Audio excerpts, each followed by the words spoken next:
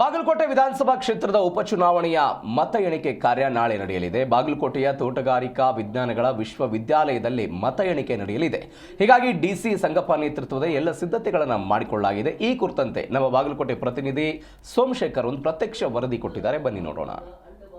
ಬಾಗಲಕೋಟೆ ವಿಧಾನಸಭಾ ಕ್ಷೇತ್ರದ ಉಪಚುನಾವಣೆಯ ಫಲಿತಾಂಶ ಮೇ 4ರಂದು ಹೊರಬೀಳಲಿದ್ದು, ವಿಜಯದ ಮಾಲೆ ಯಾರಿಗೆ ಎನ್ನುವ ಪ್ರಶ್ನೆ ಸದ್ಯಕ್ಕೆ ಬಾಗಲಕೋಟೆ ವಿಧಾನಸಭಾ ಕ್ಷೇತ್ರದಲ್ಲಿ ಕೇಳಿ ಬರ್ತಾ ಇರುವಂತದ್ದು. ಇದಕ್ಕೆ ಉತ್ತರ ಮೇ 4ರಂದು ನಡೆಯಲಿರುವ ಮತ ಎಣಿಕೆ ನೀಡಲಿದೆ. ಹೀಗಾಗಿ ಬಾಗಲಕೋಟೆ ನಗರದ ತೋಟಗಾರಿಕಾ ವಿಜ್ಞಾನಗಳ ವಿಶ್ವವಿದ್ಯಾಲಯದಲ್ಲಿ ಸ್ಥಾಪಿಸಲಾಗಿರುವಂತಹ ಸ್ಟ್ರಾಂಗ್ ರೂಮ್ ನ ಸುತ್ತ ಈಗ ಬಿಗಿ ಭದ್ರತೆ ಇದ್ದು, ಜೊತೆಗೆ ಮತ ಎಣಿಕೆ ಬರುವ ಮೇ 4ರಂದು ಅಂದ್ರೆ ನಾಳೆ ನಡೀತಾ ಇರೋದ್ರಿಂದ ಸದ್ಯಕ್ಕೆ ಎಲ್ಲರ ಕುತೂಹಲ ವಿಧಾನಸಭಾ ಕ್ಷೇತ್ರಕ್ಕೆ ನಡೆದಂತಹ ಈ ಚುನಾವಣೆಯ ಫಲಿತಾಂಶದ ಮೇಲೆ ನೆಟ್ಟಿರುವಂತದ್ದು. ನಾವೀಗ ನನ್ನ ಬಲಗಡೆ ತೋರಿಸ್ತಾ ಇದ್ದೇವೆ ಬಾಗಲಕೋಟೆ ನಗರದ ಹೊರವಲಯದಲ್ಲಿರುವಂತಹ ತೋಟಗಾರಿಕಾ ವಿಜ್ಞಾನಗಳ ವಿಶ್ವವಿದ್ಯಾಲಯ. ಇಲ್ಲಿ ಮತ ಎಣಿಕೆ ನಡೆಯೋದಕ್ಕೆ ಸಕಲ ಸಿದ್ಧತೆಗಳನ್ನ ಮಾಡಿಕೊಳ್ಳಲಾಗಿದೆ. ಬಾಗಲಕೋಟೆ ಜಿಲ್ಲಾಧಿಕಾರಿಯೂ ಆಗಿರುವ ಜಿಲ್ಲಾ ಚುನಾವಣಾಧಿಕಾರಿ ಸಂಗಪ್ಪ ಅವರ ನೇತೃತ್ವದಲ್ಲಿ ಸಕಲ ಸಿದ್ಧತೆಗಳನ್ನ ಮಾಡಿಕೊಳ್ಳಲಾಗಿದೆ.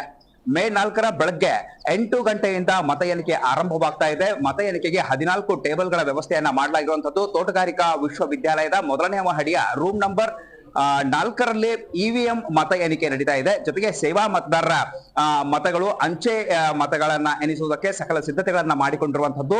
ಮತ್ತು ಇನ್ನು ಒಂದು ಟೇಬಲ್ಗೆ ಒಬ್ರು ಸಹಾಯಕ ಚುನಾವಣಾ ಅಧಿಕಾರಿ, ಒಬ್ರು ಮೈಕ್ರೋ ಅಬ್ಸರ್ವರ್ ಮತ್ತು ಸಂಬಂಧಪಟ್ಟಂತ ಸಿಬ್ಬಂದಿಗಳು ಸೇರಿ 63 ಜನ ಸಿಬ್ಬಂದಿಗಳನ್ನ ಈ ಮತ ಎಣಿಕೆಗೆ ನೇಮಿಸಲಾಗಿರುವಂತದ್ದು. ಅದೇ ರೀತಿ ಯಾವುದೇ ರೀತಿಯ ಅಹಿತಕರ ಘಟನೆಗಳಿಗೆ ಅವಕಾಶ ಕೊಡದಂತೆ ಮುನ್ನೆಚ್ಚರಿಕೆ ಕ್ರಮವಾಗಿ ಬಾಗಲಕೋಟೆಯ ಜಿಲ್ಲಾ ಪೊಲೀಸ್ ವರಿಷ್ಠಾಧಿಕಾರಿ ಸಿದ್ಧಾರ್ಥ ಗೋಯಲ್ ಅವರ ಮಾರ್ಗದರ್ಶನದಲ್ಲಿ ಬಿಗಿ ಭದ್ರತಾ ವ್ಯವಸ್ಥೆಯನ್ನು ಕೈಗೊಳ್ಳಲಾಗಿದೆ. ಜೊತೆಗೆ ಸಶಸ್ತ್ರ ಮೀಸಲು ಪಡೆ ಕೂಡ ಕರ್ತವ್ಯಕ್ಕೆ ನಿಯೋಜನೆಗೊಂಡಿದೆ.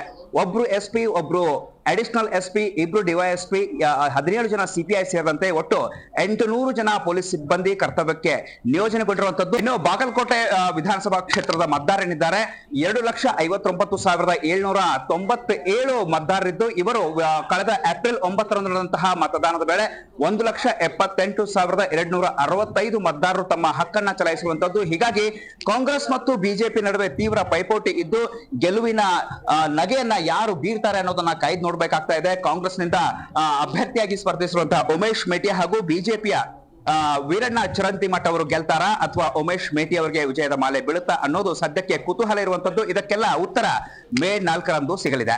ಬಾಗಲಕೋಟೆಯಿಂದ ಸೋಮಶೇಖರ್ ಪೂಜಾರ್, ಜಿ ನ್ಯೂಸ್ ಕನ್ನಡ.